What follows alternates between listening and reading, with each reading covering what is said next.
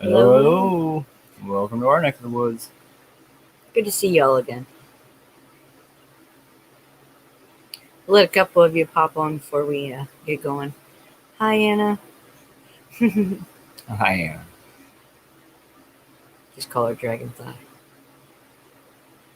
Oh, yeah, that's right. Hello, hello. Hey, Hey, Gary. Gary, how you doing? Gary, I have another link I need to send you. It's 4 hours. It's very interesting, and I would love to pick your brain afterwards. Seriously.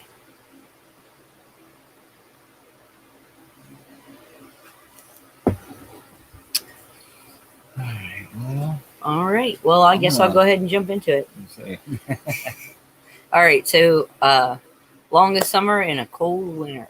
So I thought that was a really cool title. Jeff and I were yeah, just talking about um, like the skills that you don't know that you know, right?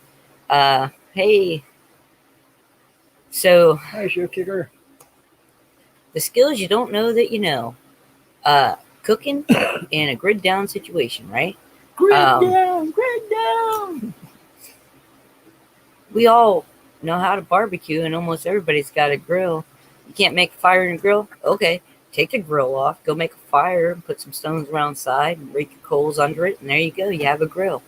Um, we actually cooked on a fire every meal for about two Almost years, 2 years, almost 2 years, just to get and used to it.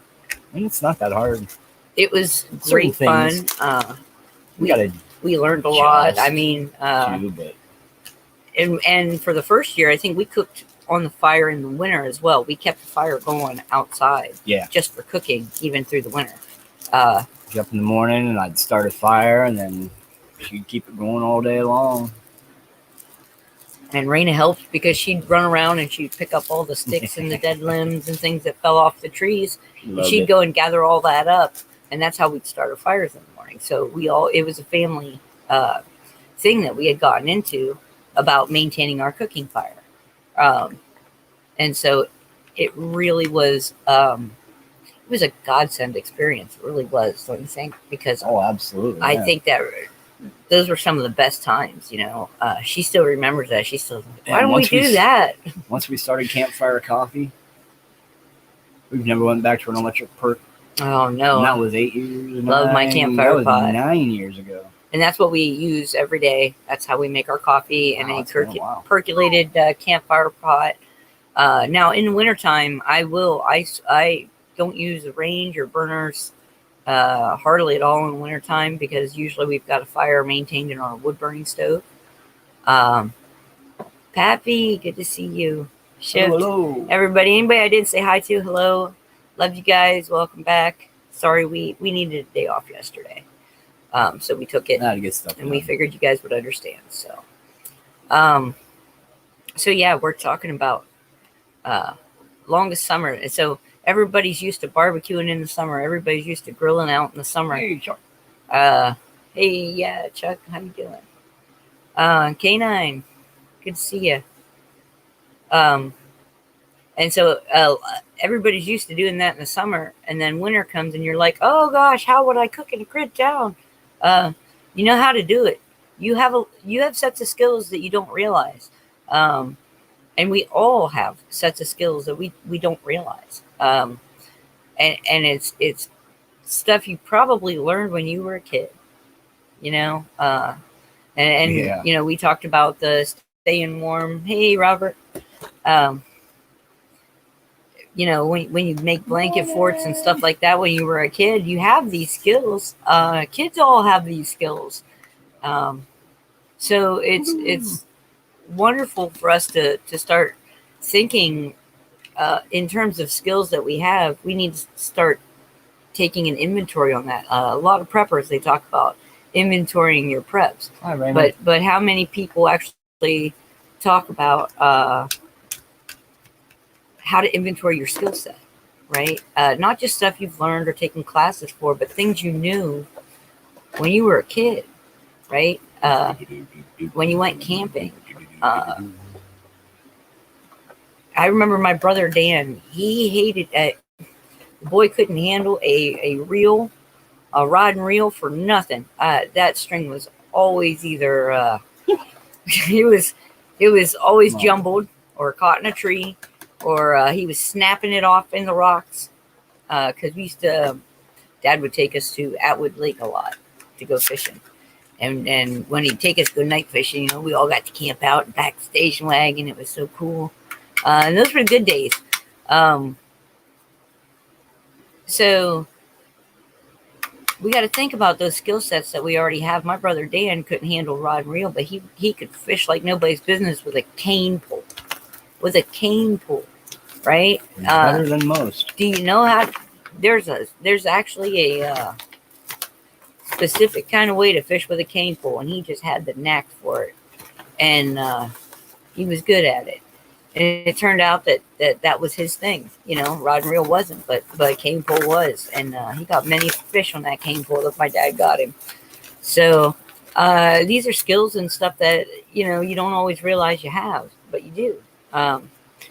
And some of them maybe you didn't get when you were a kid. Maybe you got them as being a parent or being the responsible adult in a group of friends who weren't. I don't know. You know, everybody gets their skill set from a different way. It could be that it's just something you learned while you enjoyed hiking years ago, or you know. So it's important to evaluate the skill set that you have that you don't realize. If you know how to barbecue, you know how to cook on an open fire. My dad taught me how to fish, but I'd always watch, well, we all always called him Uncle Bob or Bob. And I watched him a lot. He did different motions and things with his pole that my dad didn't do. And they always jabbed each other. They had a blast drinking and just having a blast on the boat and poking at each other, you know. But I'd always watch both of them, and I learned more off of Bob because I was used to my dad. So, of course, I think I liked Bob a little bit more because it was a different way of doing things. It wasn't against my dad or anything, but I learned several different ways and made my own unique way and my own thought process on how a certain way to fish I like to fish. I remember when my brother got stung one time when we were fishing, and my dad took the mud from the bank. Yeah, well, that works too. Yeah. And made a paste. He made, you know, he got it all goopy and he put it on there and drew out the poison. And I'd have never thought about that until just now. You know, it's important to reevaluate the skill sets that we already have that we don't realize. I guess I was a little inspired by Liberty Warrior this morning. I guess so. LWN Outdoors, if you guys aren't familiar, on Saturday mornings he has a show, and it's an outdoor show, hunting and fishing.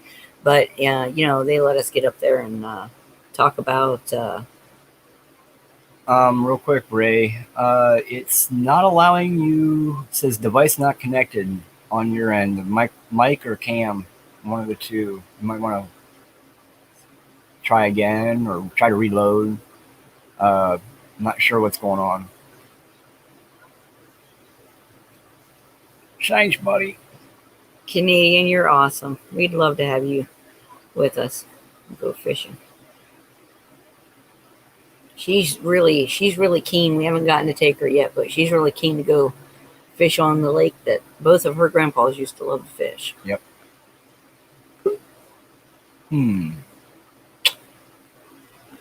Doing it again. Device not connected.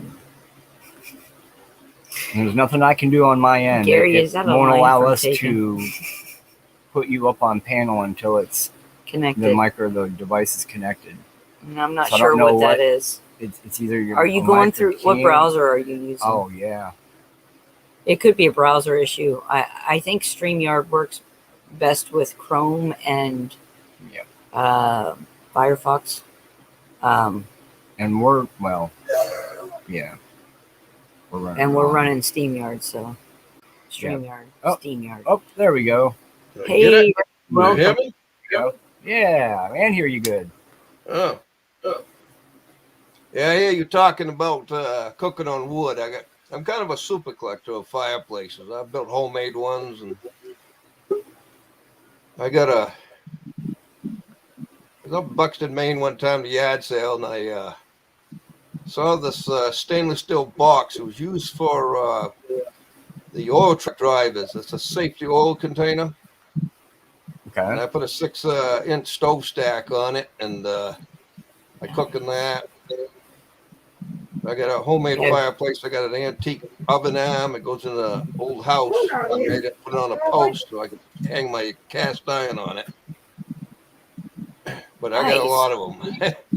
I'd love to see a picture of that setup.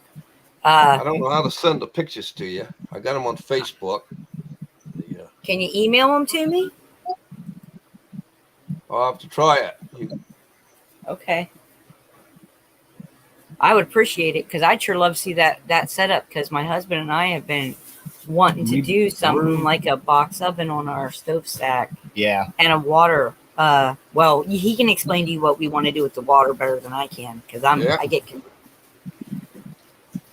Like I said, about I how gave we 40. It's stainless Yeah. steel, 318 stainless, and I bet you, I gave 40 for it. I bet it sold for about 2,000. It was all computer bent, Okay.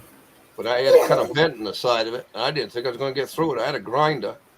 I sharpened the drill bit, and I had to go down and sharpen it 4 times, and I finally grabbed the grinder, and I still didn't think I was going to get through it, put an air hole in it, so I get some air in it. But I built a fire behind it, and I got a grill that goes inside of it. I got it so I can take everything out. Then I got an offset smoker. I was at a yard Oh, sale. cool. Bought it for $10. Nice. $10. Been used twice.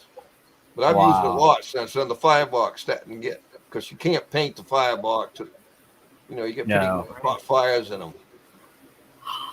And I'm on some of the sites there, the pages on Facebook, people on those smokers, and I learned a little trick. I don't know why it took me so long.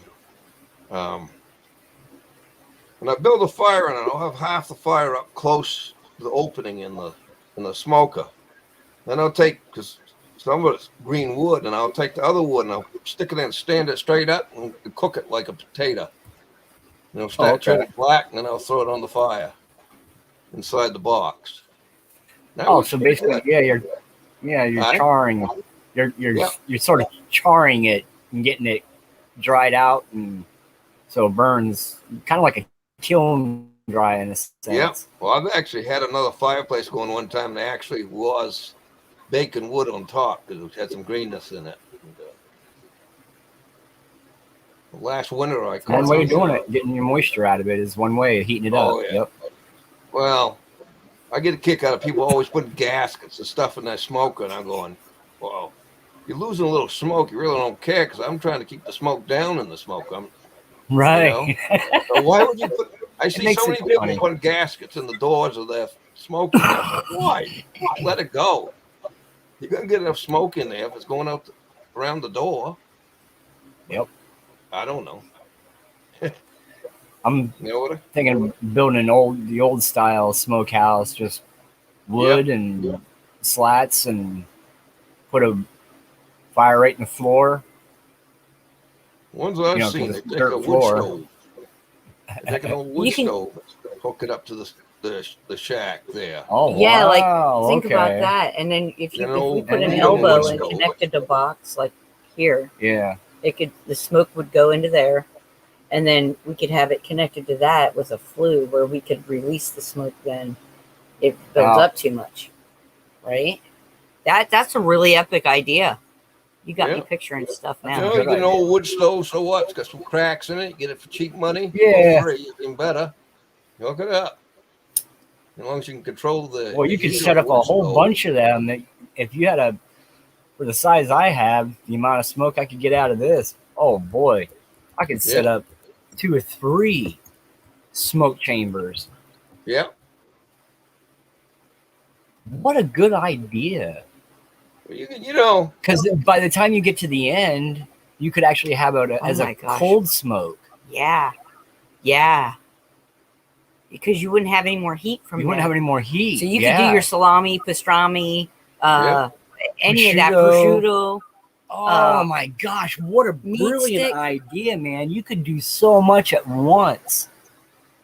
That is epic. Wow. Yeah, as long as you can get a wood stove that's got a decent vent on it so you can control the heat, you know. Oh, shoot. Well, we're going to be going to, we have 6-inch now, but we're going to be doing 8-inch. I have to change everything over just due to the stove I'm going to be putting in here. Here, And if I did that, I could go on the put the back camera side. on, or I can probably just swing it around. Yeah, there you go. Just Can you guys see it? That's our wood stove. That's just a wood stove. It's nothing special. It used to go out the side of the house, and now it goes out up top the ceiling up there. I just got that done this past spring. Yeah, I'd love to have a wood stove. I mean, I ain't got a little room in here, and I really want the metal Bestus chimney, and I have to go up about almost 40 feet. So I'm looking, you know, to put metal Bestus up. I would probably not even count the wood stove and getting a hearth and to make it safe in the house. I probably would be looking at about $4,000 a chimney. You know what I'm saying? And I want it safe. Yeah, if I'm going to metal Bestus, I prefer on the outside so I can see what it's doing. Instead of going up right through the house, I prefer it because you can have them put in that way. You can, and the only difference is if you're going to go up 40, you said you got to go up 40 feet. Get above the best thing to do, huh? I'm sorry. Get above the peak of the house. Oh yeah, above the peak. But what I'm getting at is if you have it down below, the best spot to have that is at the very bottom, your elbow going up, because the longer it is, the better draw you're going to have. Now, only because of the elbow being in there, you get a restriction. Now, that was what you saw on my wall there. She went kind of fast, but we had one that went up and just out the wall and up. Yeah. Due to changing to this stove she just showed you, we had a box stove. We had a box stove, which was nice because it had 2 burners on top. Had no problem. The airflow was great. Everything was great for it because of the cracks and the crevices in the box stove. There was enough air that it was always clean. When we put this one in, it's more efficient and it burns longer, but it would build creosote up. So I had to change my whole system to going straight up through my roof. So I have constant draw all the time. Now I have double chimney at the top going through my roof, and up and out is double all the way into the house.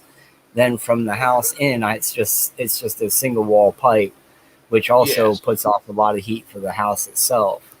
But yeah, just alone for mine going through the roof, that kit alone was $258. Not including getting the sleeves that I got at, I think they were around $87 at Tractor Supplies where I got mine.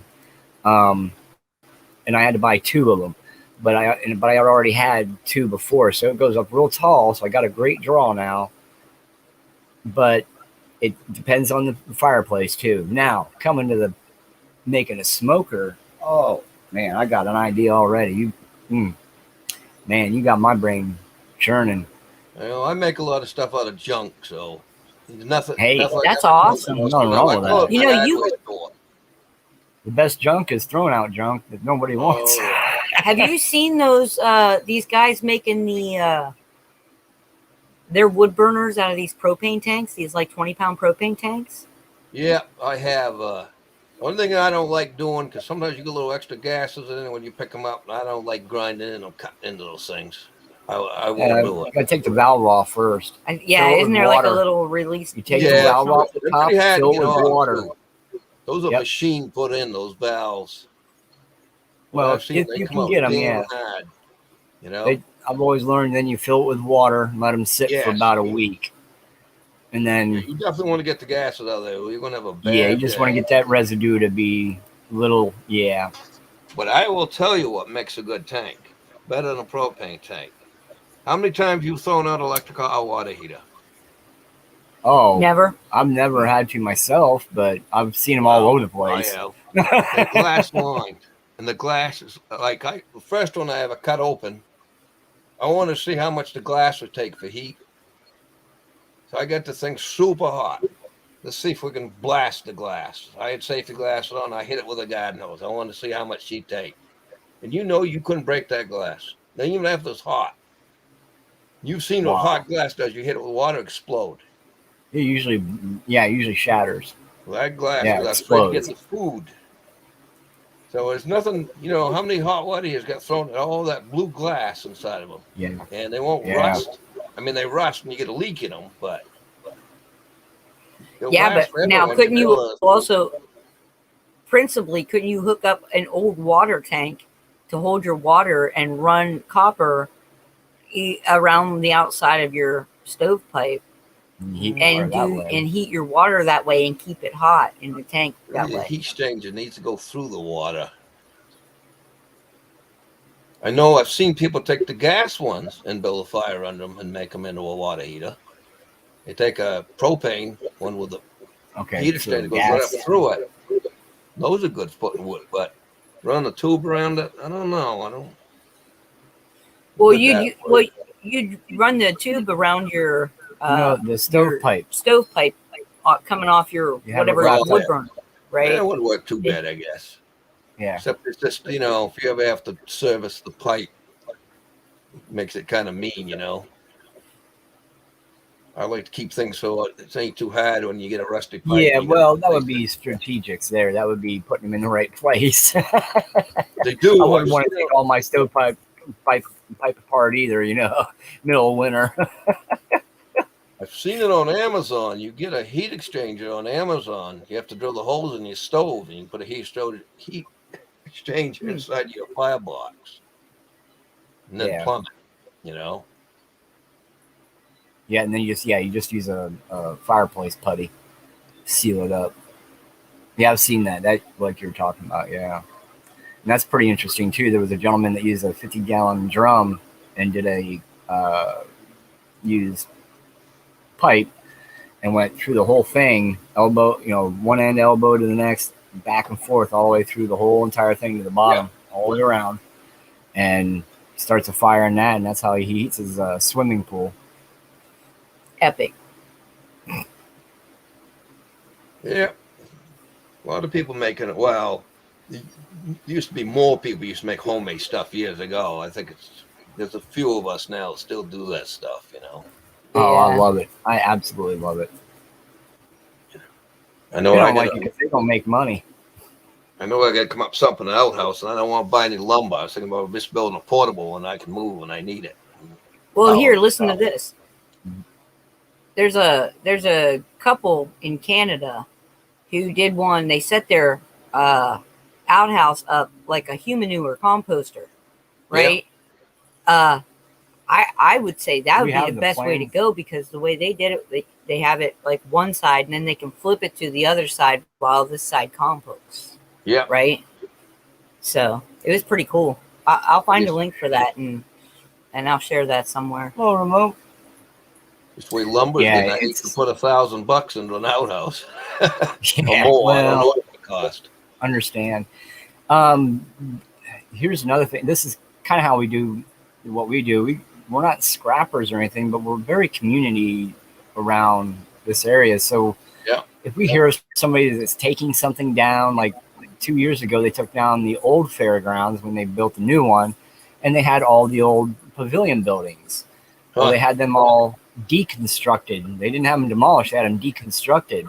And we happened to run across the guy that did it, and he ran out of room. And so we told him, hey, you want to bring them up here? We're more than happy to take some. I said, so we don't have anywhere for you to store them, but if you need to get rid of some, we'll take some for you. So we ended up paying like $100, but that $100 got us my daughter's bedroom, addition to the shed for the out to make it bigger for the wood shop, other projects that were done inside the house. There was 2x4s, 2x6s, 2x8s, several barn beams, because this is how old they were. There were several barn beam ones too that they had built, and we got the barn beams for those.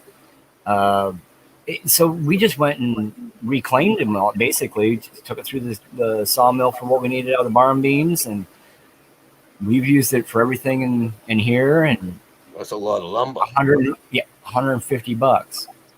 Yeah, you So can't beat there's a, that. you go through your community and you can find a lot of stuff. And Like a you lot of just said, times you can people will find a be wood willing to stove trade that people might too. not even They, want, and they just want it out of their way.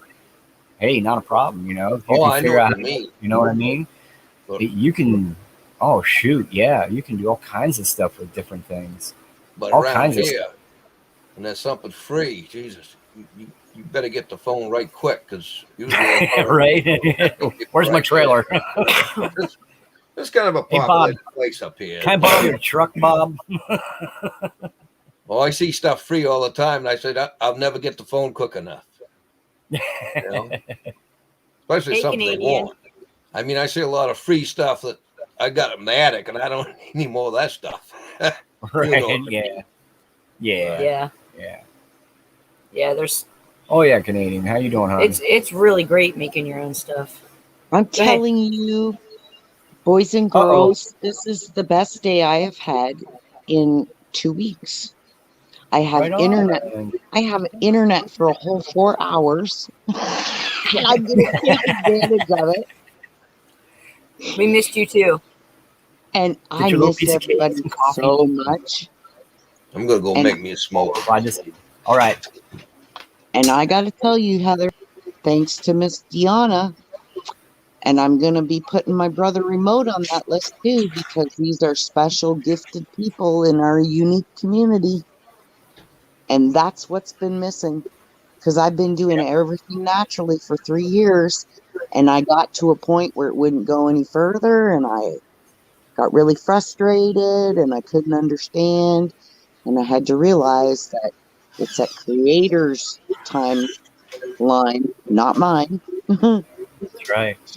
He decides when it's time to move forward again, Yeah. and connecting me with all of our unique family with all of their unique talents and gifts and knowledge.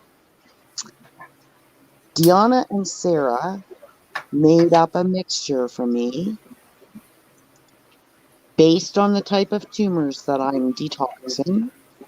Okay. And I'm going to tell you, within 48 hours, there were noticeable changes.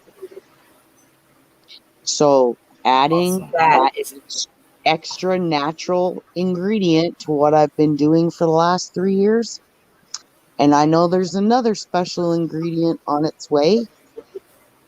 And I'm going to get up and I'm going to get my ass down to Ohio next summer. And Raina and I are going fishing. right on. We'll be She would waiting for love that. She would absolutely love that. Yeah. She was Well, that's so my, excited about this bobbers. I'm telling you, I don't think you could have given that girl a better birthday gift for her 10th birthday. I It was love early and kids. pretty, and it was fishing gear. I mean, they I don't. They love just don't kids. do that. I love kids who love to fish. And that's the whole reason I started making them, was to help my kids so that they could enjoy it more.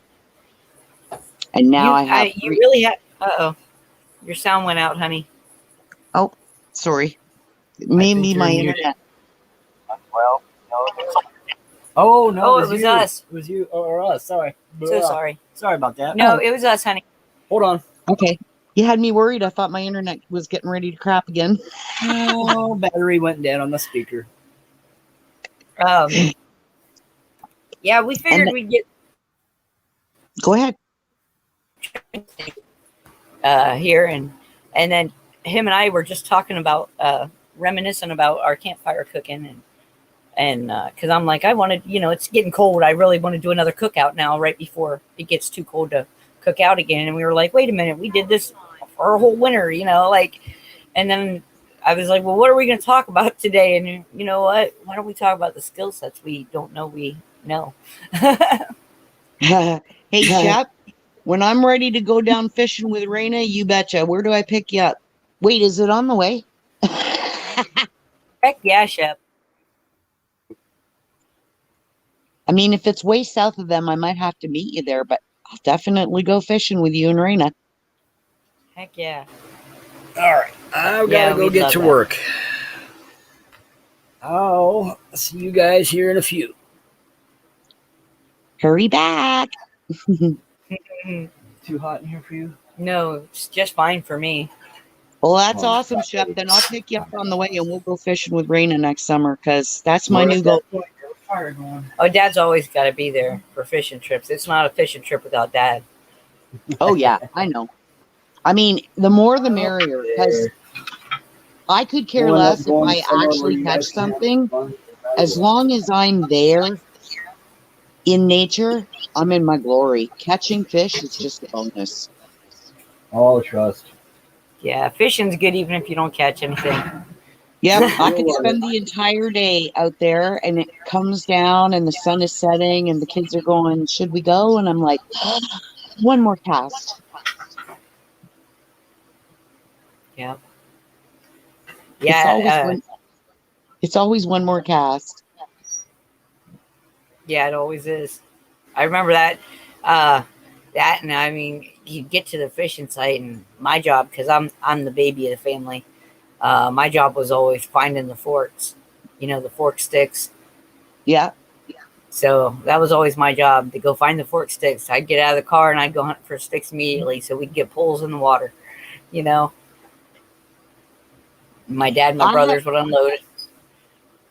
I got to do that, Chuck, for the first time probably right before I was diagnosed. So like 3 years ago, I got to go ice fishing for the first time. And I got to tell you, walking my butt out on the ice had me a little worried. But once I got out there, I had a blast. Awesome. Yeah, I've never been ice fishing. I always wanted to try it, but then I got in my 20s, I was diagnosed with arthritis, and I got, I got those what they call Barbie doll joints. I like to pop in and out. Mm-hmm. And so then I was like, always, for a long time, I felt older than my time, Yeah. But it was just me being an idiot, basically. And then I had to pick myself up and keep walking forward. Well, I'll tell you, we got out to that ice fishing hut, and we had brand new ice fishing poles, right? Never used them before, the little tiny ones. Okay. Get set down. My daughter gets out the one. She takes it out of the package, hands it over to me, gets me to put on the leaders and everything, get everything hooked up. And she hands me the other one, and I hook everything up to the end of that. And here's me thinking, when she took them out of the package, she fixed everything before she gave it to me. No, I'm getting ready to hand her back the second one. And as I hand it back to her, the reel drops off and goes straight down the hole. Oh my gosh. Luckily, the line was still wound through it. And we fished it out, but that was oh crap, that's not a very good way to start. Yeah, that's funny though. That's pretty funny. That sounds like something I'd do. I'm not thinking. Hey, Jerry. Yeah, I've never been ice fishing. I would like to go someday. I really would. I think that would be so much fun. Deplorable. Yeah, I have a pond right down near right around the corner from the house here. I never went ice fishing either down here, but I've lived there 28 years, and but I have went fishing down there with a pole, but at least, Chuck was saying, I think it was Chuck saying, he was saying something about, he ice fishing as a kid in Ohio. Yeah, I got a whole All his friends did. 2 boxes of ice fishing traps upstairs. I guess they're antique ones. They were my father's. Hey, Travis. Yeah, and like Pappy and LHS and them, they're talking about. I mean, those are resources, you guys, that you can use, and I mean, there are all kinds of ways to be resourceful in today's day and age, especially with the advent of the internet. I mean, There are groups like Upcycle and Free Cycle, and they're like in whatever county you choose to look in, you know, so you can look in your county or neighboring counties and find things that either people want to trade or give away for free, and they just want you to come pick them up. You be safe, Travis. Oh my goodness. Yeah. Be safe, brother. Travis, I can't wait for you to come up and visit again. A turtle stuck in a tube. Oh my. A painted turtle, Jerry? I love painted turtles. Every one of them has a different paint job. They're amazing. It's like, man, I wish I spoke turtle. Yeah, but there's all kinds of ways to be resourceful and like to get things that you need or get things that you want to add to whatever you're building. Well, a lot of times people, you can put an ad in a paper. Like I know in Ohio, we have what they call a bargain hunter. And I think they have it for like all 88 counties, right? It's, you know, it's county-wide newspaper. It's a free little magazine they deliver to your mailbox weekly.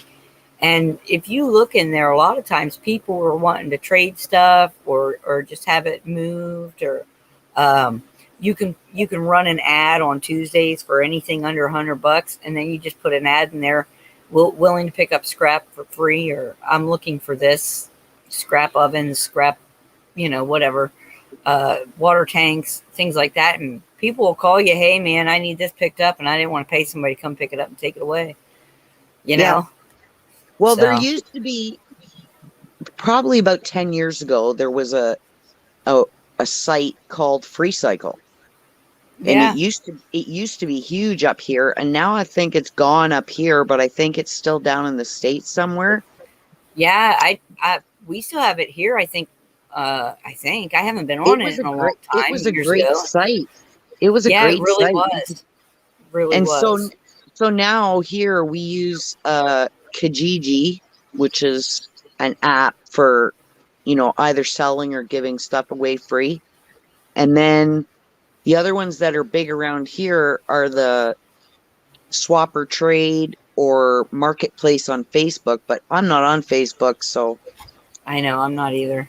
I only find stuff from there if people send it to me, but I mean, I get great stuff on there. I got for our chicken coop to make the run and to help with the divider wall for the roosters inside the coop. We picked up nursery racks, which are like 7 foot long by 3 foot wide. Nice. Made with 2x4s, solid 2x4s, and already wired. And nice. We picked those up for $4 a piece. That's awesome. Can't beat that. Right. That, I mean, and that's what I mean. Like, you know, you really can find some really great either deals or free things, and there's always, you got to think about, you remember things back in the day were made to last, or they were made to be, you know, fixed. Right. And they got away from that because we got so much corporation stuff, so much marketing stuff, so many people just wanting to ride on the backs, you know, that they make things that are easy to break so that you have to go buy a new one. And it's like, we need to start remembering collectively how to fix things or create new things from old things, and how to reuse these things in viable ways. Right. Yeah. So we don't have all this waste and I've been doing, as long as I can remember, donating stuff we don't need or advertising it for someone else to have, and looking for stuff when I need to make something. I'm always looking. It used to be Free Cycle. I'm so pissed that we don't have that anymore, because they had great stuff on there. But now I always check Kijiji and some of the other local swap and trade places first to see if I can get something there, because like, you can't go wrong getting all the materials to make your run for your chicken and not even having to buy the lumber. Yeah. to make And it. a lot of times It's already free. And like LHS and Pappy were talking about, LHS was talking about, getting stuff, giving stuff away for free when they remodel houses that they can save, and then they don't pay the dumpster fee. That's and then right. Pappy Because was someone talking else about can going use to it. some of these construction sites and getting stuff, talk to the supervisor, make sure it's okay. And then a lot of times they're happy to have you haul away their junk because they don't have to pay somebody else. They're As long as you happy go and ask them, they don't have a problem with it. see, a lot of houses around here still has slate roofing. So as people are going through getting the slates, there for a long time, I was able to just pick up slate to paint on for nothing. It cost me nothing. It was easier for them to give it to me than, because a lot of times they would take them to like the sides of the riverbanks and throw them down, and they get all crushed and stuff. But that was their way of disposing of them. You know what's And another it was great like, idea? oh, that is just heartbreaking to me. These big, beautiful slates, and all I can see is paintings on them, right? And I would just take them off their hands, and then they got to the point where slate paintings became a thing, and then they wanted to sell them and gouge you, and it's like, glad I got all my slates for free. You know what's another great idea that you made me think of you, Heather? Because you and Raina love to paint, right? Yeah, absolutely. Well, this is something when you're out flea marketing or, looking at garage sales or people advertising stuff free.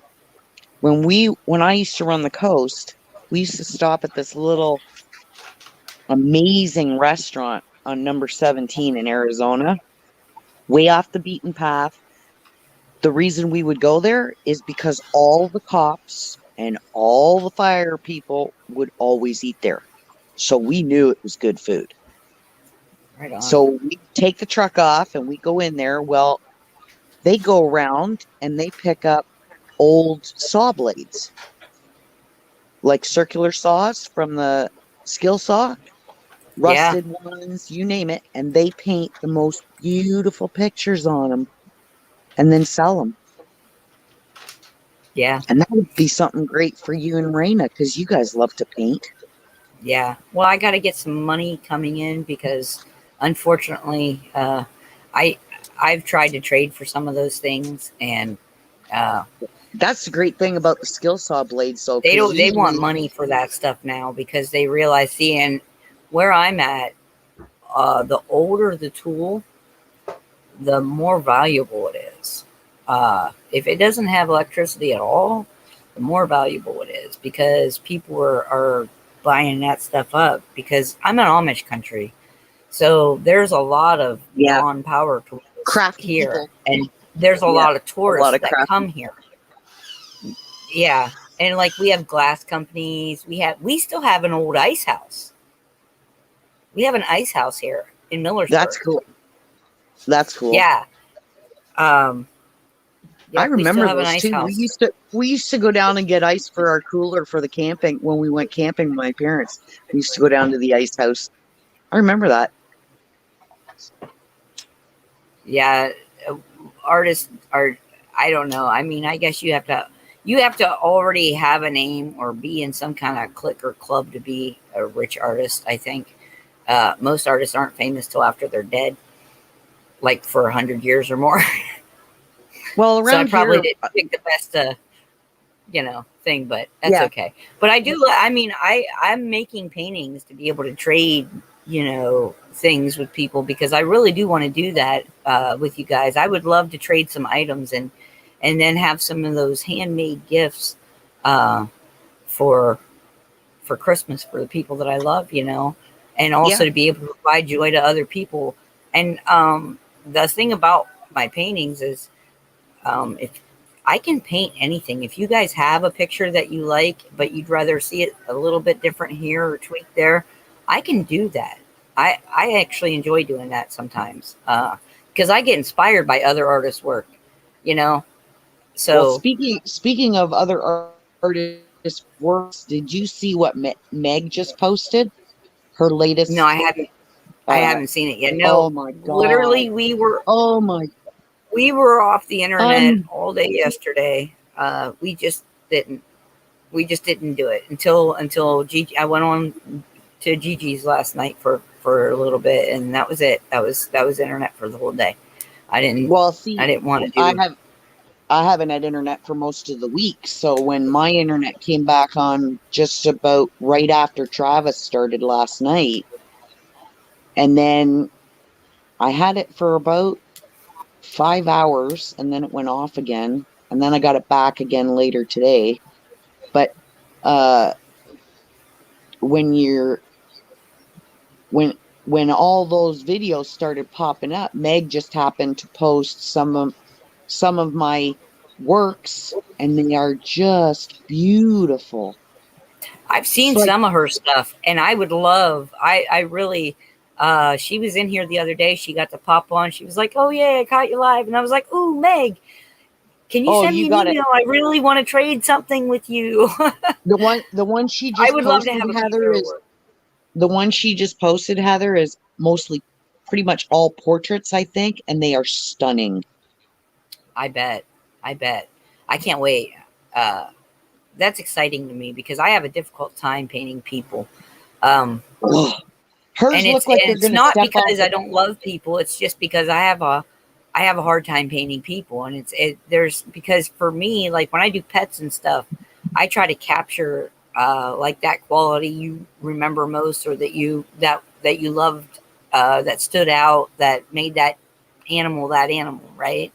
So I always try to capture that in the portrait, but with people, I have a harder time with it.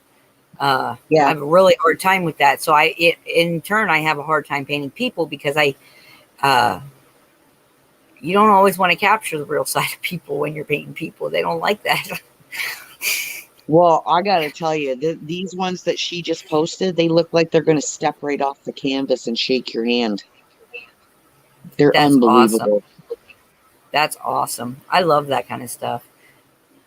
And see, around here, those they haven't picked up on the saw blade thing yet. So if they're old, rusty, chips, people around here, they just throw them in a bin and give them away. Get them suckers. Or they charge 50 cents a piece for them. Wow. Do you know how much it costs to buy an old saw blade? On old rusted, you're going to have to replace the handles the second you start trying to sand the sucker, right? That they'll sell one of those for like $450 around here. No shit. That's more than that. They know my girl. They know it's There's Deanna. Yeah, hi Deanna. Yeah, she's an amazing artist, Meg. I've seen some of her works, but I will go check that out. I promise I will. She hadn't popped up in my feed for a minute, but I keep for some reason it keeps unsubbing us from different channels that we're subbed to, and I know. And then I got to go back in and then I'm like realize that I'm not getting any feed from them, and then I got to go back in and resubscribe, and I don't know why YouTube does that. That's a pain in my butt. Oh, awesome. Yeah, I originally got that machete that I have in order to make knife blades out of it because it was like a $5 machete, right? That sucker turned out to be an excellent machete. I'm telling you what. I was out there when we did the week-long camp in the driveway, and we camped out in the tent. Yep. I took that machete out in the woods with me, and I was cutting. We had a tree come down out back of the house, and I was cutting off limbs and cutting up logs and stuff for the fire. It was so much fun. Raina and I were out there with machete doing it instead of a saw or anything. Jeff's like, well, I got the chainsaw. It'll be quick. And I'm like, yeah, but when are you going to get to it? I said, besides, we're having fun. So, testing those skills and making sure they work. No, I got a couple one-man saws, and one of them I bought the saw blade for $5. And I used to have a guy up north a little bit, and I bought a couple regular saw handles. And how I fit the handle on it, I took the saw and actually cut the slot wider with the saw. And I had to re-drill it to put the bolts in, and that was my new handle. Oh, awesome. Yeah, I've seen them down Yeah. those saws down here around $40. I didn't know they're getting 400 down there for them. Oh man, I'm telling you what. I'm echoing. I'm sorry. All right. That's fine. I'm just letting you know, honey. That's all. Yeah, no, I appreciate it. I'm having a hard time hearing today, so I got the speaker right on my knee, but I can turn it if I turn it down some. I guess. Yeah. See if that's better. Is that better? Are you guys? Am I still echoing? Yeah, you're good. Nope, I don't hear no echo no more. Okay. Hopefully that did it. Yeah. See, this is the stuff I love. I love these conversations. I mean, and repurposing stuff. Bye, Deanna. Yeah, Have a great day.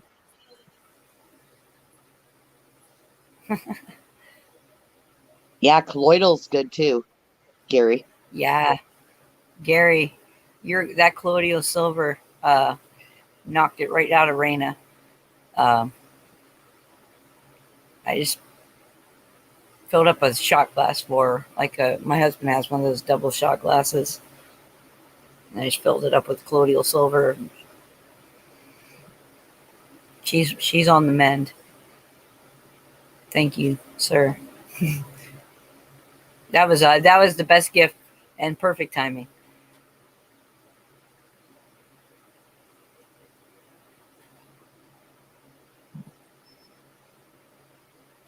Yep. Very good. Yeah, deplorable. That recipe Pappy gave you there is a really good one. Yes, seriously, I know, but it's my form of measure because I wanted to knock it out of her because she has Lyme disease, so she already has an autoimmune issue, and we both do. So when she gets sick, I get sick, and it's every time. So, but getting her back on the mend was vital immediately. So I started pumping colloidal silver into her, and she's doing a lot better now. So Happy.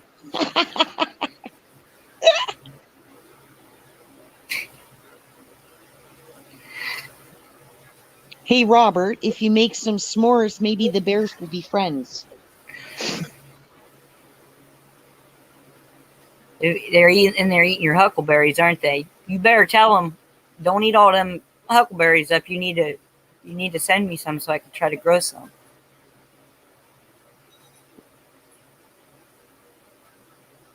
No, it's not going to turn. You have to have quite a bit to turn blue. Gary can probably give you a measurement or something, I think. Well, I wanted to knock it out of her, Jerry. I wanted to wipe it out of her system, and it worked. I'm not doing it now. I did it 3 days in a row. She did a double shot glass full of the colloidal, and now it's less, but that's not going to turn you. You need to have large quantities over a long period of time on a daily basis to turn yourself blue. And if you're turning blue, you're going to stay blue. So now, V, I see you. I was just that Avatar movie. I tell you what, I think there was more truths in there than probably many people want to admit. I think. Of course, I always look for what they're trying to tell us in our faces. I'm like that. I can't help it.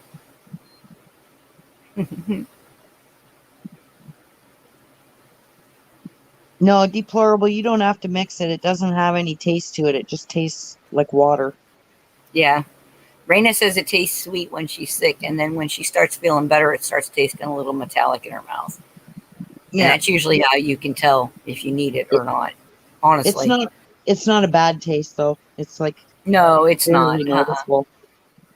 It's not like those aluminum foil fillings, Oh, the bears. When I was a kid, I had a lot of fillings in my teeth, and because I've always had problems with my teeth, and I had a lot of fillings, and when certain times, certain foods I was eating would make me have a metallic taste in my mouth. But whenever anybody pulled aluminum foil out, they could be pulling it out of the box, not even ripped it off yet, and I would taste aluminum in my mouth.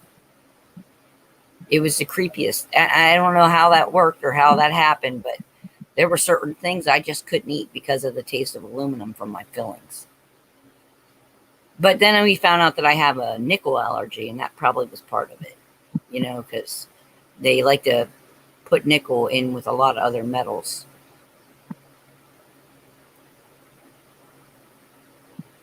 Well, I'm going to say bye now. It's good talking to you people. Yeah, Ray, thanks for coming up, and thanks for all that info. You sure got our brains working on that. We'll be probably trying to come up with something, because I've been wanting to put an oven box on that anyway, but I want to do a homemade one. I'm looking for one of them really old bread boxes, the old metal ones, the nice size. And I just want to pop that sucker right onto the smokestack and have myself an oven inside for winter. I'm super excited about that, actually. But we haven't been able to find one of them big metal bread boxes. So. Apple dumpling bear stew. You must have a lot of stone on that property, don't you? Yeah, it's a lot of it is sandstone. We got a lot of sandstone here. So it crumbles when you build a fire. And we're talking huge. Like our house sits on a very, very large piece of stone, and it's like a foundation stone.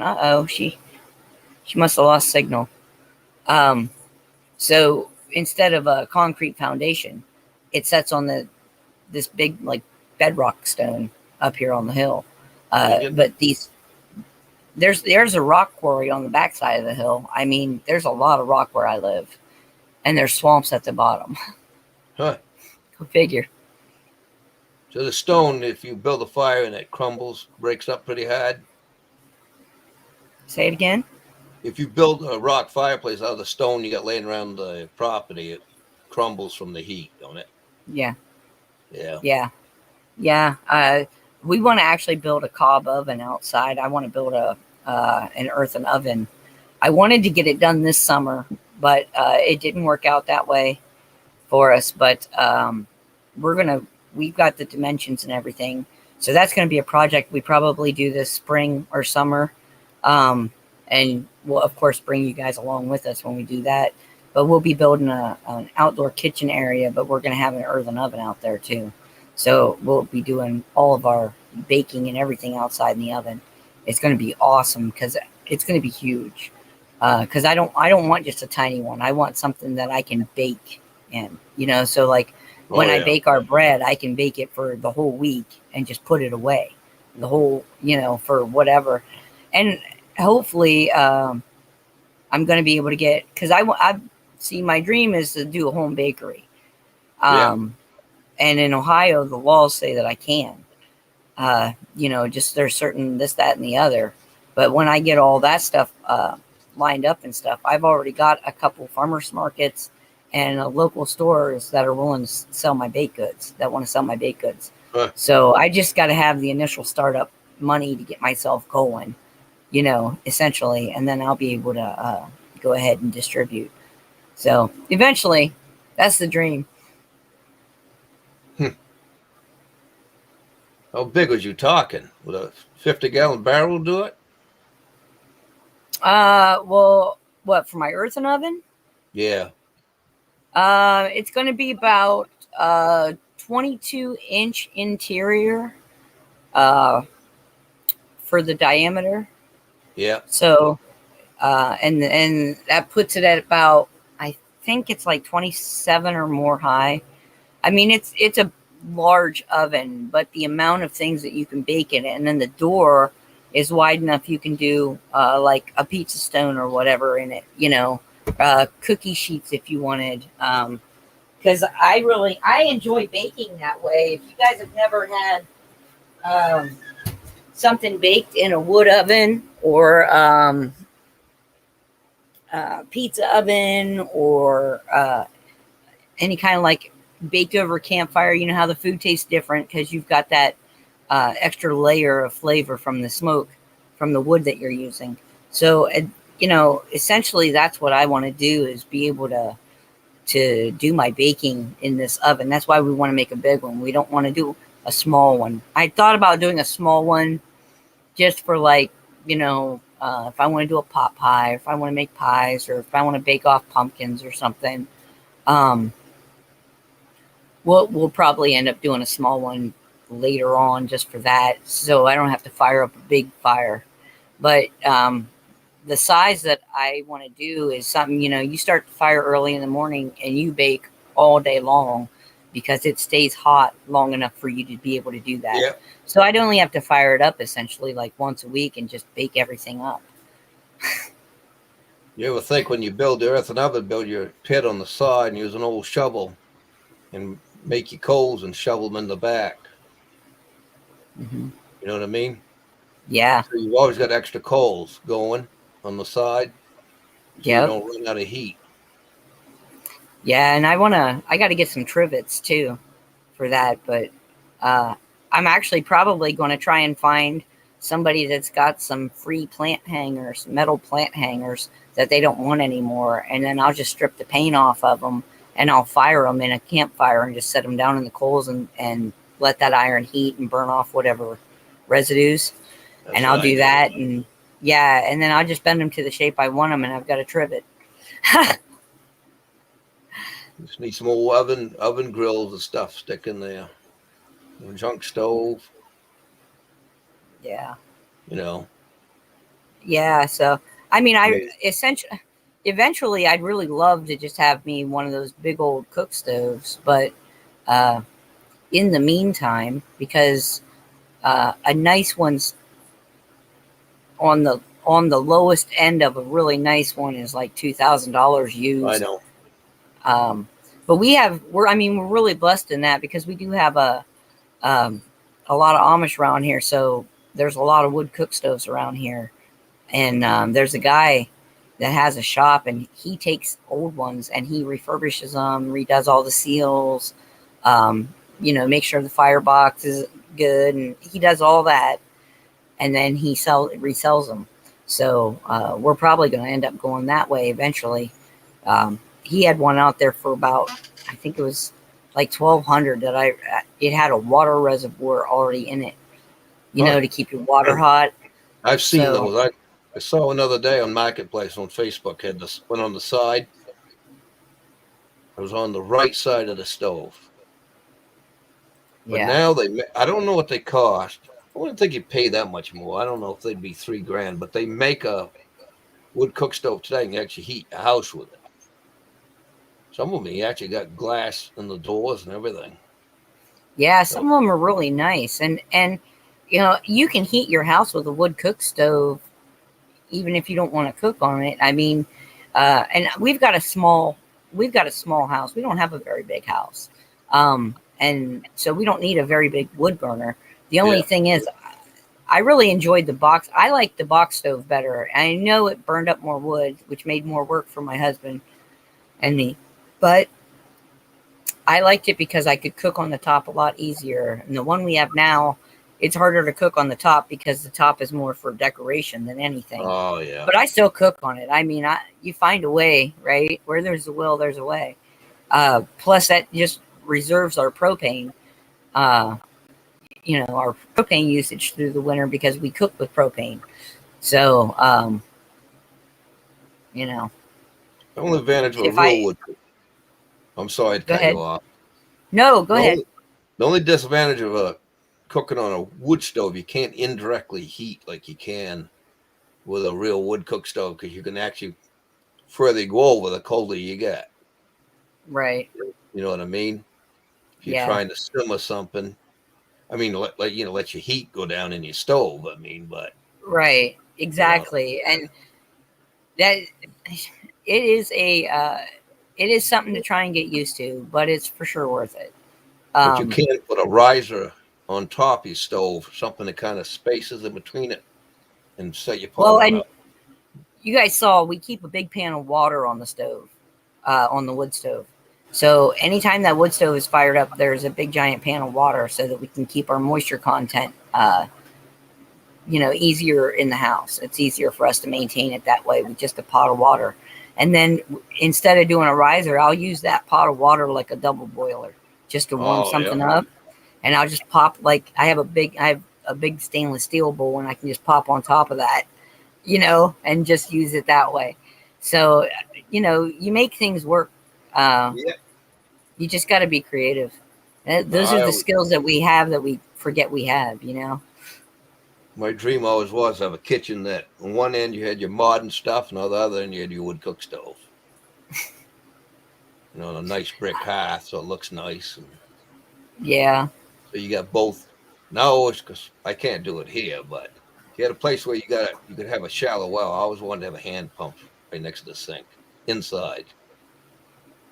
I think that would be cool. Working hand pump. Yeah. Oh, you got. Yeah. I told my husband,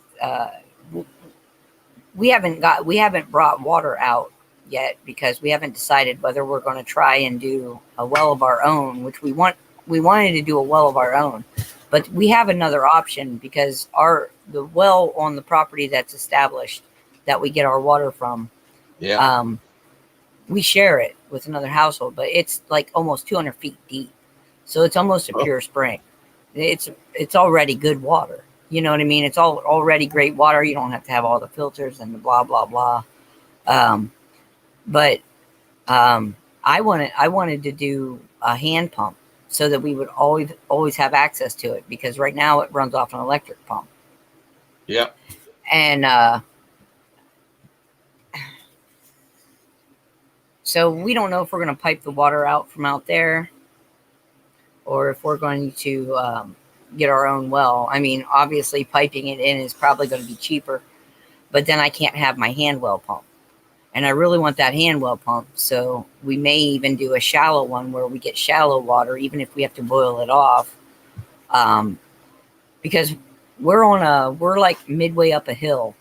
Yeah. So when we talk water tables, there's a good water table like 90 feet down, but it's mucky, it's dirty, it's runoff from the top of the hill. So we're like the middle step in this hill, and there's a swamp at the bottom. So there's obviously a lot of reservoir on the hill, right?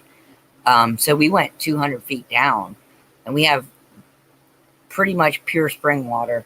The guys that come out and do the testing, that test the water and stuff when you first get a well put in. Oh, really? He was just like, it's not even hard water. He's like, the hardness level is whatever it was, but it's so low that he was like, you can drink it right out of the sink without, any kind of filter or anything. And there's no chemicals from the city because it's not city water.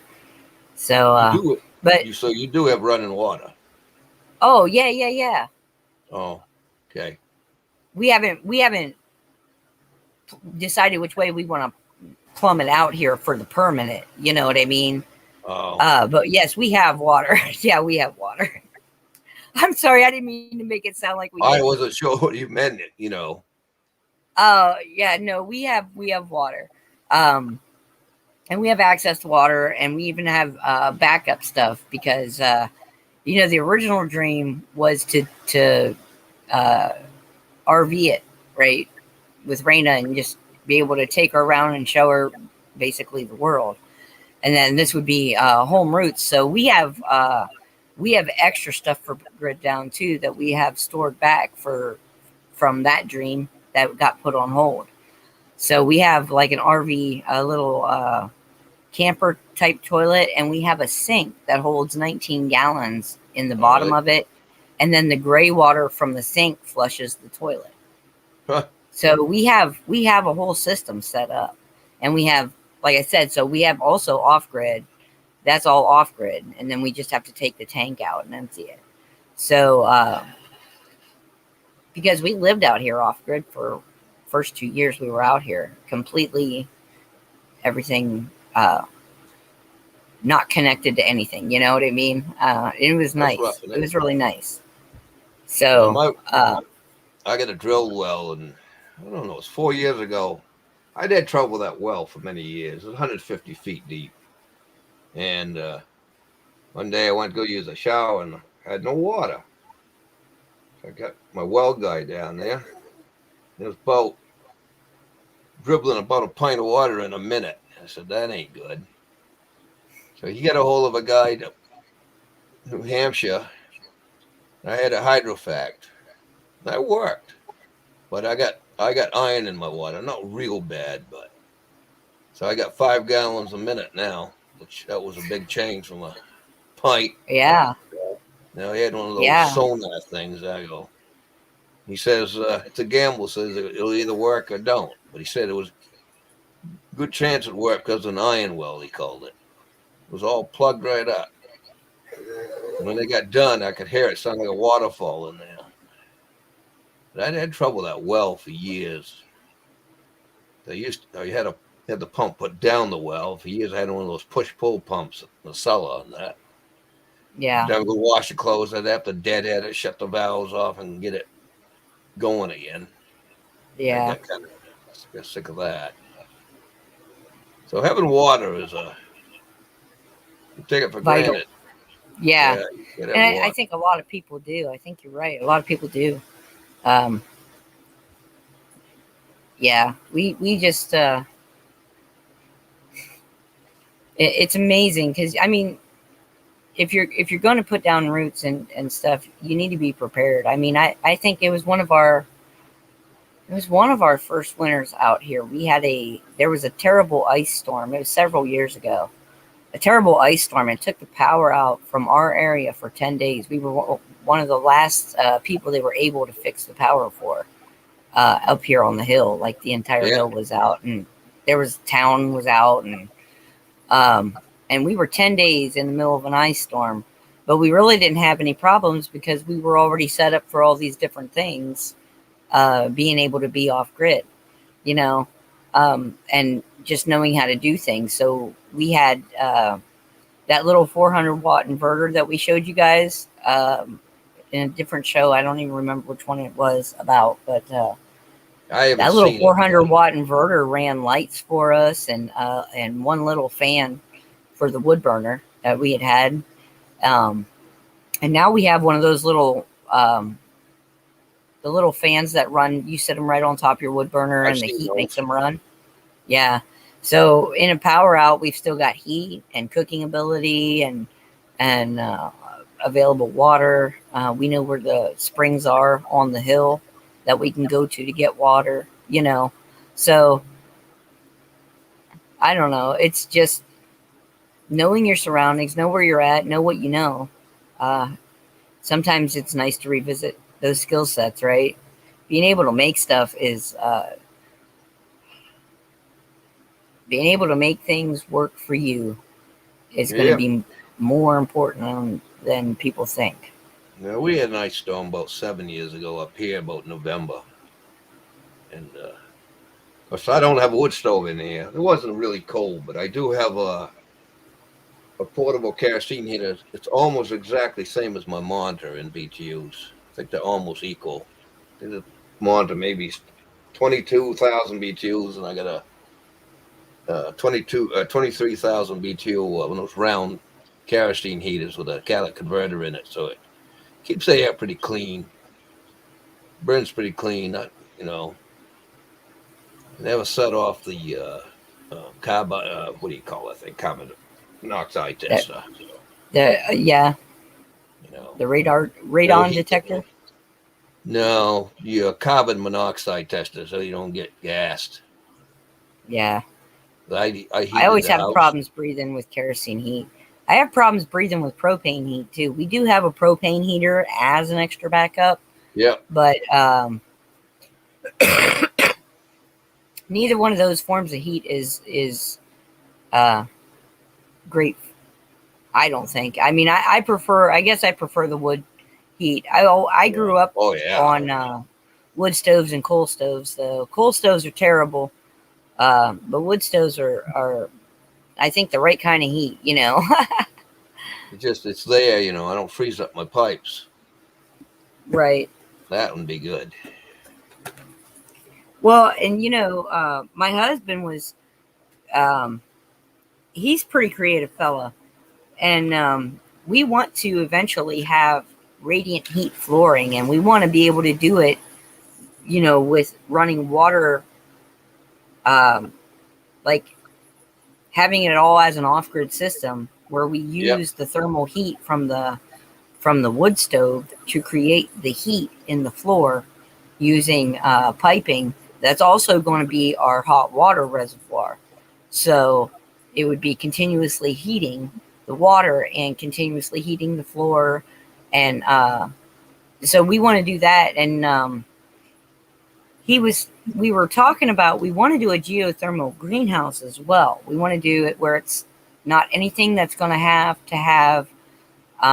electric to keep it heated through the wintertime. And there's a couple different ways that we want to work on it. And part of it is the digging down and putting the vents in, so you have I know what you mean, yeah.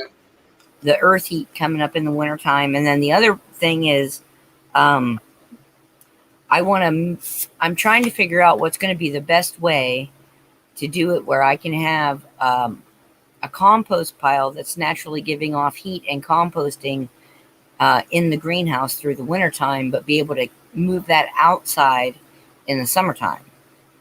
So I'm thinking just like a round wire, like a cage wire maybe, and just make a hoop and set it up in there in the wintertime, because there's not that big of a risk of it being combustible in the wintertime temperatures, but it'll still be able to throw off heat for the greenhouse so that maybe I'll be able to grow through the winter. That's the goal, to be able to grow through the winter, to be able to grow through the seasons. There's a guy up in Canada. I don't know if you see him. It's called Self-Reliance. His name, and he's got another channel called Sean James. He's building. I think I've seen him as Self-Reliance. I think I have. Another log cabin right now. I don't know how it's going to work out. He's built his cellar out of all burnt. He burns the edges as wood, and he's building a cellar out of it. He's starting to lay the logs. But he had a beautiful log. He had to move because the neighbors were giving him trouble, so he had to move to another piece of land he already owned. But he built a beautiful log cabin for it, and he had one of those outdoor kitchens he built. It was pretty cool with a roof on it. He's always, throwing that thing for his dog there. But now he's moved now, and he built a beautiful shop there, a little one, out of hemlock. It looked like it was heavy as hell. Real heavy. Beautiful. I have to take a look at that. Outhouse. Yeah, both channels. Self-Reliance, and his other channel is called Sean James. But he's a hard worker. That's awesome. Boy. What? Yeah. Shipwreck. Have you ever checked out Shipwreck? No. He does a lot of bushcraft stuff. Like, he's doing it online as he's learning it too. So it's really cool to see him put it together. If you guys haven't checked out Ship, please go check out Ship, because he's excellent too. I don't know if we even have any of you guys, if you're mods, if you wouldn't mind popping Shipwreck's link in the chat. Yeah, he's actually doing a bushcraft thing series now where he's rebuilding. He had a little stealth camping out in the woods, and it came down, so he took it all apart, deconstructed it, and now he's constructing a new area, a new building, and it's pretty cool. I like to see stuff like that. I do it's too. Very interesting to me. And I like to go out and do stuff like that. I mean, we can't forget, that little kid in us that wants to just go out into the woods and build a fort. Oh yeah. Oh, got to keep encouraging that. I only got half-acre land, so. Yeah, you can do a lot on a half-acre, though. I mean, you really can. But, heck yeah. You got 20, 30 acres. You got, with a good forest on it, so you got trees you can actually build stuff out of. Yeah, we got 10 acres of woods. Even rocks. I mean, you can build building out of rocks. Yeah. We got Yeah. enough of them. Well, we've done all the projects on this property. Like we have stone steps up at the other house that are these huge stones, and it was myself, my husband, and my brother-in-law, and we just built that up. We just made that area. We transplanted some moss from one of the big stones down by our big pond, which those Yeah. are those megalithic stones, you know. Um, they got trees growing on them and stuff. Those things are huge. But we like it. And we do a lot of different projects with rocks and stuff that we've reclaimed. Like when we built our driveway, the picture on our background is our driveway. And we had to actually build that up because it didn't exist. That was all just Yeah. hill and rock and trees. And so we pushed a lot of dirt back in the beginning to get it to where it's at now. And we really love it. And, you know, we've made a lot of, we've done a lot of terraforming on the property, but for the betterment of the property. And in doing that, we haven't had to take out too many trees. So for us, that's a blessing. We don't like taking down trees unless they're diseased or dead. Yeah. You know, and the only reason to remove the diseased ones is because of, you know, it'll disease the rest of your trees. You know, that stuff has a way of spreading. So No, I did a lot we here. try to be responsible with our woods. We try to be responsible with our gifts. You know, when I leveled out the ground around the house, I dug up a lot of rocks. I used them around fireplaces and around planting flowers. And my front yard for years, I had a big hill, and you couldn't even mow it, do nothing with it. And I terraced that off, and that was all done by hand, no tractors. And then one year I decided, well, I got this toboggan, let's see if we can make a run down the hill. And I ended up digging a slot right down through it. And then I take my plow truck, plow a bank, and I'll hand carve that big berm. I'll have a breaking snow bank stop the toboggan. You get going pretty damn good. Yeah. I didn't do it last year. You got to get a lot of snow to build it. You know? Yeah. One year we had a lot of snow. The last 2 years, every time we've had a heavy snow, my daughter has been very into doing an igloo, but she Yeah. doesn't want to build it in traditional igloo style. She's doing, we end up always piling it up because her and her cousin love playing like that, but I'll have to call her in from the snow to warm up and make her sit down and dry off and change clothes and all that and warm up, and then she's right back out there to it. But she likes to do the dugouts, so we take the tractor and we plow the snow up into a big pile for them, and we compact it, and then she just digs it out. And then they have a nice little snow fort that they like to sit in, and her and her cousin will sit in those snow forts all day like it's a playhouse in the middle of summertime. I tell you what, they just are amazing. Yeah, I ran the toboggan run. I had it set up for 4 or 5 years, but last year really didn't get enough snow, and I really didn't have the ambition to work on it because it takes a lot of work. So Yeah, you have to. but have those enough are snow always to the plow it funnest up into a things, aren't curve. they? Huh? They're fun, aren't they? Oh yeah. Now I built it safe, so when you run down the hill, that you don't come out of it. I made it so when you go down that hill, you can't. You know, I got trees on both sides. You can't hit nothing, and I've had it so steep. I got the ice things you put on your shoes so you can climb up it to maintain it. Right on. One year we had a good winter, and I had that landing at the top almost up to my head, top of my head. So I had a good place to start off from. But most winters, when you build it, you get a good cold snowstorm, then it warm up and ruin it. It all soften up on you. So Yeah. that's the only trouble Yeah. with being near the coast. But that one winter was a nice cold winter, and it held up good quite a while. I got pictures of that on somewhere. I got them on Facebook too. Hey Gary, that's so funny you mentioned that. I watch A Girl in the Woods. I like her show. Our daughter likes to watch The Outdoor Boys. It's a guy and his kids, and he takes them like survival winter camping in Alaska. Oh yeah.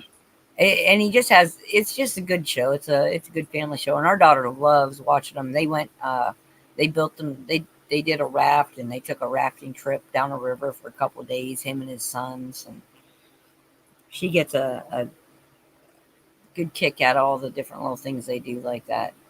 But Outdoor Boys, that's another one if you guys are interested in. There's so much stuff that you can't really keep track of it. Oh, I know. Well, and there's good shows out there, and it depends on like what format, because everybody delivers information in a different format too. So but we like watching a lot of different things, and there's so much information out there. Hey, give me 1 second.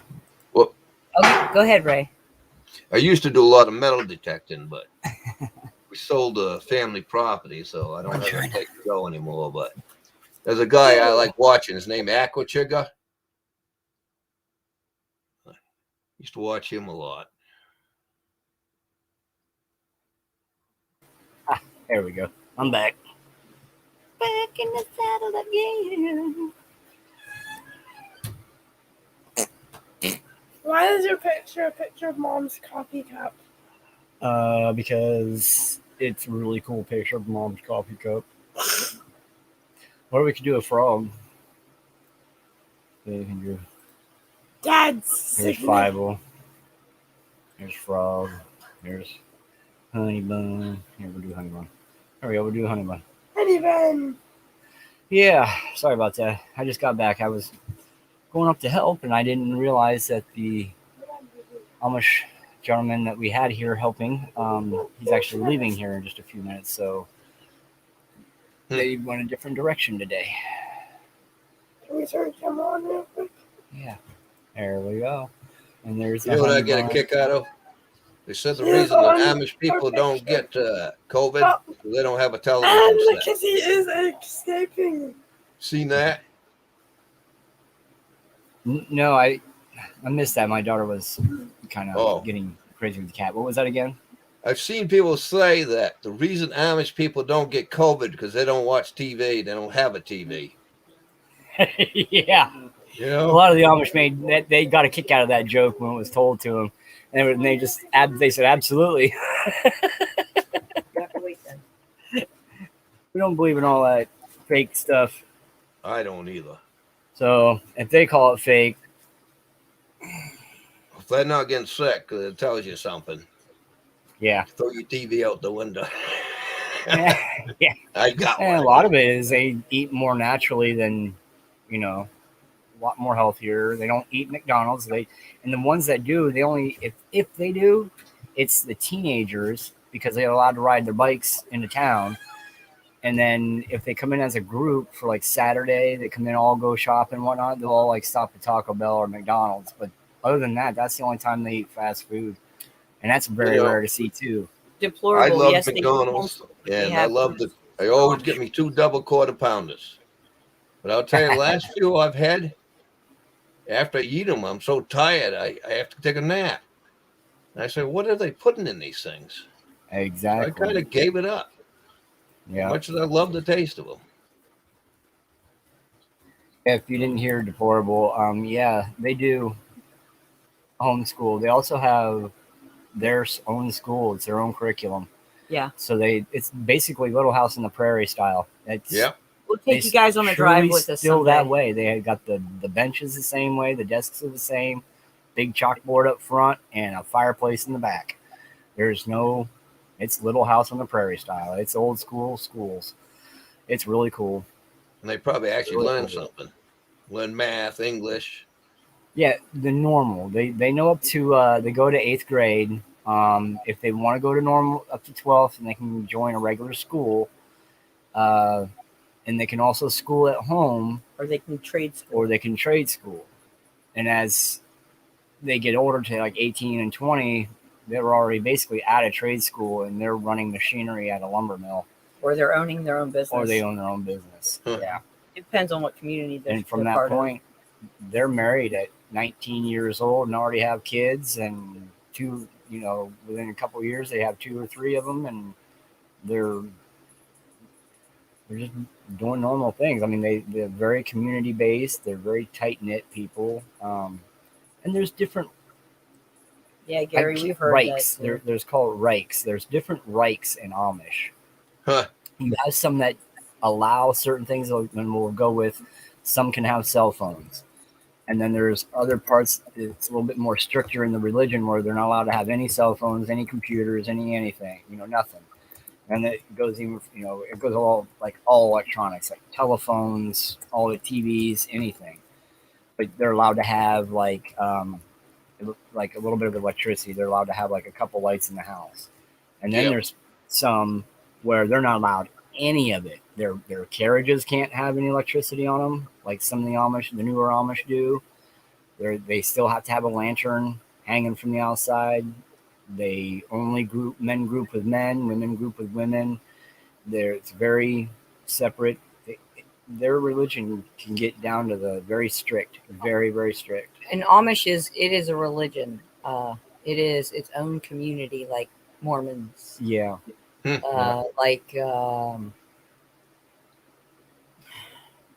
It is different than like Christian or Muslim. It's not.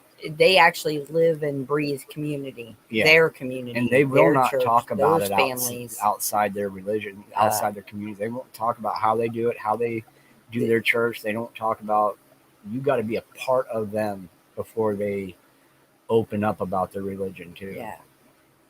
Yeah, It's a very tight-knit community. I saw a couple of videos where they actually carry and move barns by hand. Yes. Is that them? Yep. They actually get a whole team of people and they actually get inside the thing and carry it.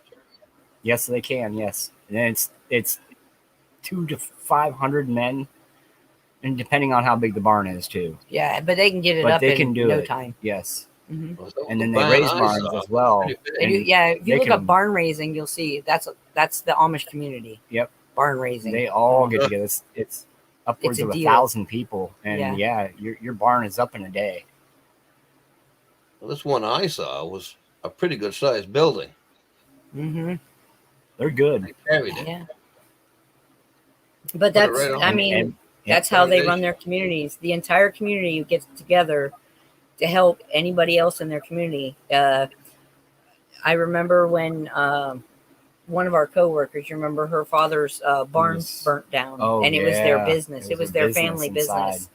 And in their church community, everyone came together and they built them a new one. Yep. It was already taken care of because we were all like, "Oh gosh, can we donate? Can we help?" It's already And she done. said, "Oh no, our community, my church already has it taken care of." It was Just that like quick. that. And then about a week later, we heard about the There barn were no being built, and questions. it was already done. And They I- already cleaned it up and built the barn. People don't realize, but like the Amish, they pay taxes too. They're not tax exempt No, like people think they are. That used to be a thing, but it's not anymore. They pay tax. A lot of them have their babies in hospitals now. They all have social security numbers in our area, at least. And so there's not that many differences. They live by a code, just like the rest of us do. Where was I going with this? Just a tight knit community. Yeah, I mean That's all. they They're tight knit. They make things work together. If someone needs help, if a family goes down, anything, And- anything at all. I know where I was going with there this. for their people. they donate large sums of money as a community to the local roads in their areas.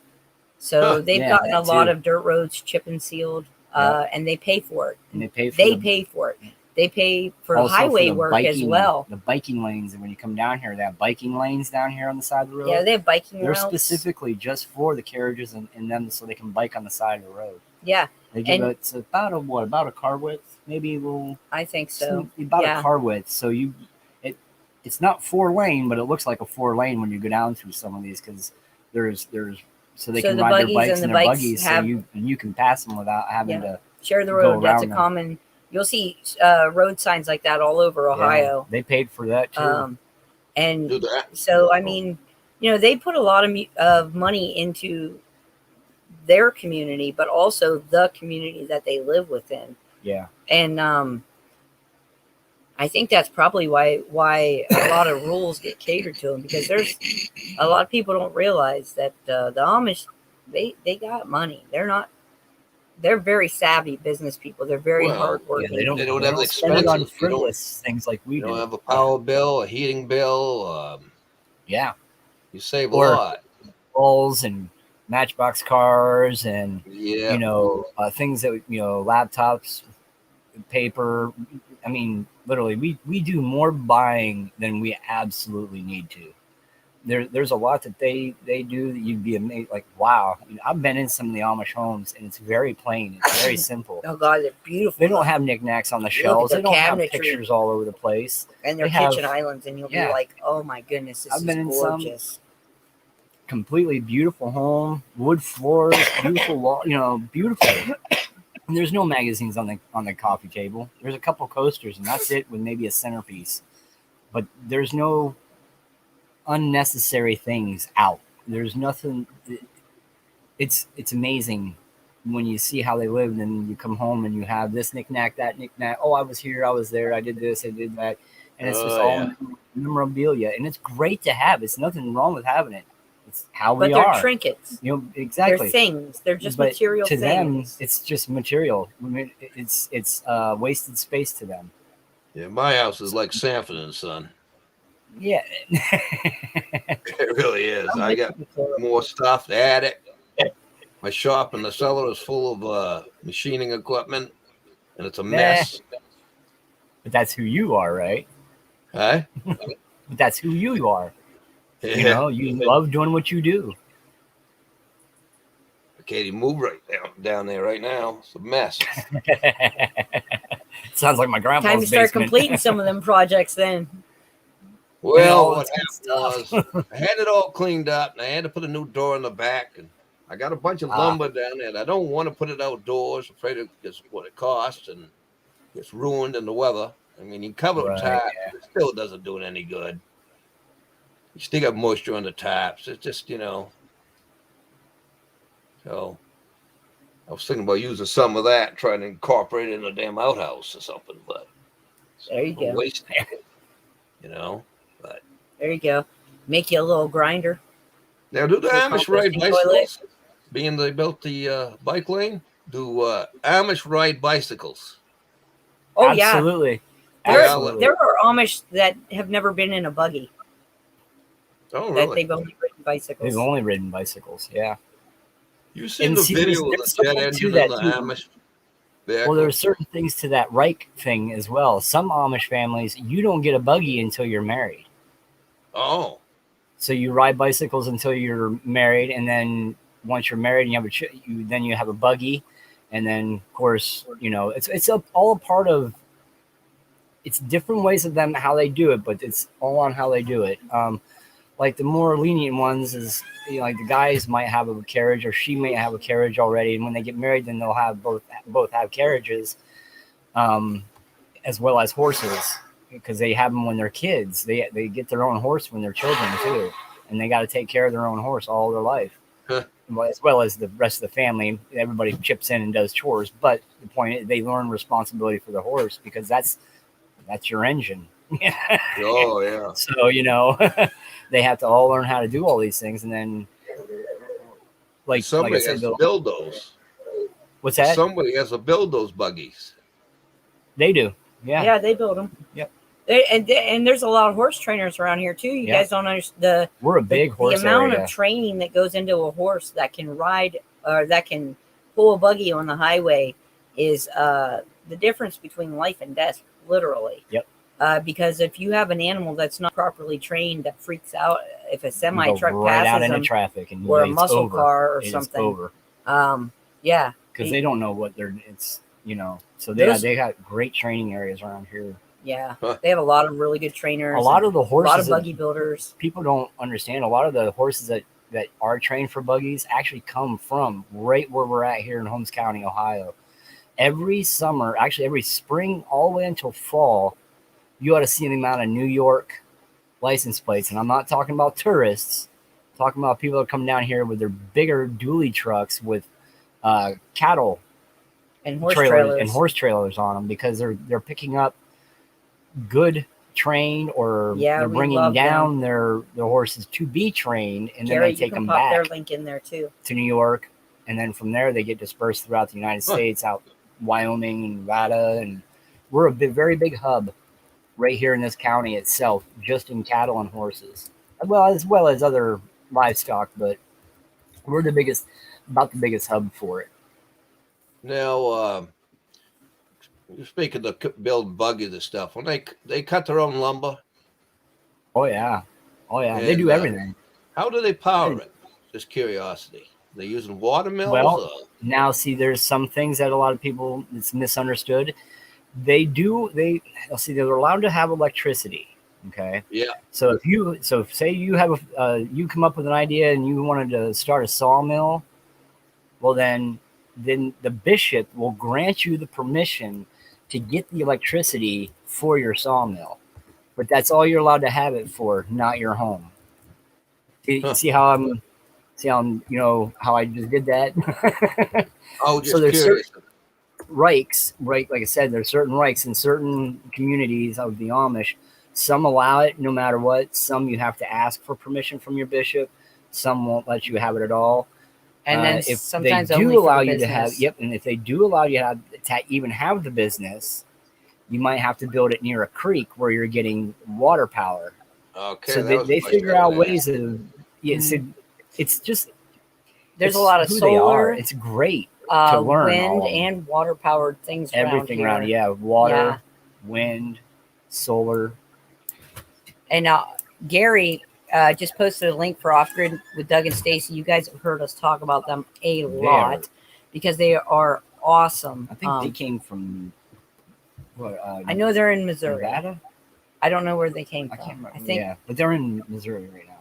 Yeah, they were city folks that turned to the country. They live in the Amish country in Missouri, and they do a lot of stuff that I've learned off of Doug and Stacy. A lot of stuff that we've learned, it's getting it put into practice. But they have their own rainwater system, catchment system, and 3,000 gallon. They've got it plumbed into their Water. house, into their garden, and where they have hand pumps set up in all their like they have horses, sheep. I think they've got goats, they've got turkeys and quail and chickens, and I mean it's a homestead. Yeah, those guys are serious serious homesteaders. They're amazing people, and just really good souls. St. Louis, that's St. right. Louis, okay. Missouri. Yeah, they're great people. We really enjoy them. So they don't know we exist, but that's okay because we love them. Do any of them run steam engines? They used to. They- They still have the old coal and steam engines that they have yearly as a show.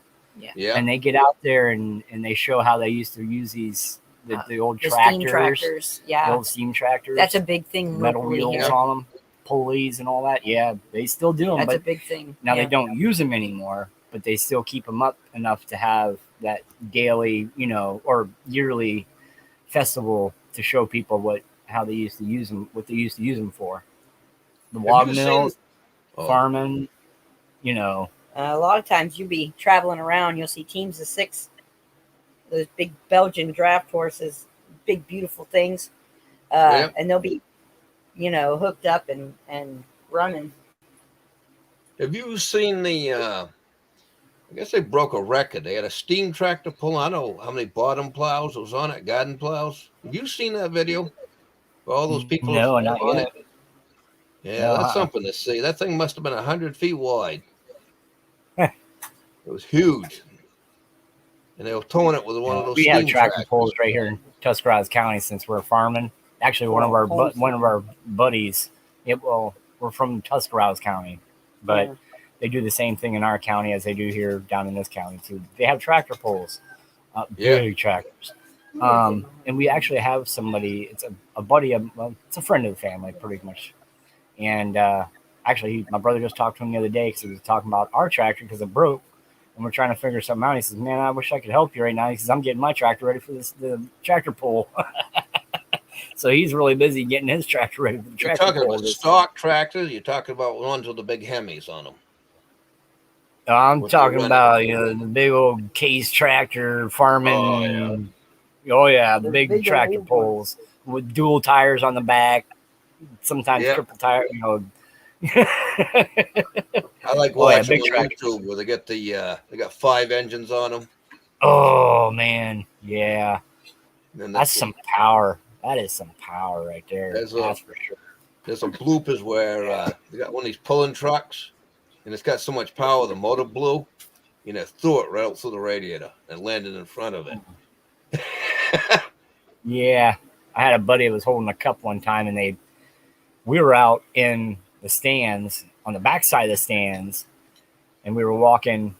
I just got my popcorn. He got his French fries. We both had our sodas, and he had his didn't have a top on it, and we couldn't see what was going on, but we heard it, and this guy just ripped right into it, and all of a sudden you heard this boom, and everybody just heard ah, and we were like, oh no, we're missing him. So we tried to hurry to get back. Well, we come at these are all within seconds, and at that moment, a big crowd was right there, and we had to stop. Right as we stopped, it was simultaneously just as the boom went off, and all of a sudden, a piece of the engine landed right in my buddy's cup. Oh, really?